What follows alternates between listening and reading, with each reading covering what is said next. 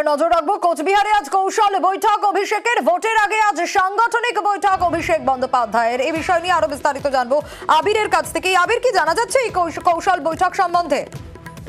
দেখো, 2019 এবং 2021 দুটোতেই যে তৃণমূল কংগ্রেসের ফল কোচবিহার লোকসভা কেন্দ্রের মধ্যে বা জেলায় দারুণ এমনটা নয়। তবে 2019-এ যে ধরনের ফল হয়েছিল 2021-এ সেখান থেকে অনেকটাই ঘুরে দাঁড়ায় তৃণমূল। পরবর্তী সময় হচ্ছে পঞ্চায়েত বা পুরসভার যে নির্বাচন, সেখানেও তাদের ফল ভালো হয়।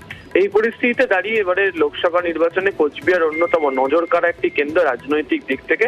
ফলে আজকে যে কৌশল বৈঠক অভিষেক বন্দ্যোপাধ্যায় করতে চলেছেন, সেখানে দলের যারা সাংগঠনিক পদাধিকারী রয়েছেন তাদেরকে নির্বাচনের প্রেক্ষিতে দাঁড়িয়ে বেশ কিছু বিষয় নিয়ে তিনি বলতে পারেন।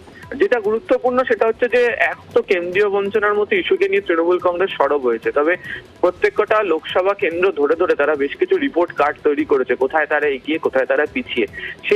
সেই পরিস্থিতির মোকাবিলা করে যাতে নির্বাচনের আগে পর্যন্ত দলের সমস্ত স্তরের পদাধিকারী যারা রয়েছেন তারা যাতে ময়দানে থাকেন, প্রচারে থাকেন, মূলত সেই সংক্রান্ত বার্তাই দেওয়া হতে পারে।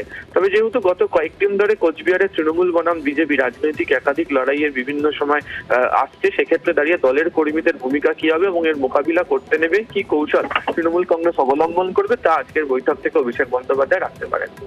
বেশ আবির, কোচবিহারে কৌশল বৈঠক অবশ্যই সেদিকে নজর থাকবে, কারণ 2019-এও কোচবিহার লোকসভায় জয় পেয়েছে বিজেপি এবং 2021-এও কোচবিহার জেলায় এগিয়ে বিজেপি। সুতরাং এই কৌশল বৈঠক অত্যন্ত তাৎপর্যপূর্ণ।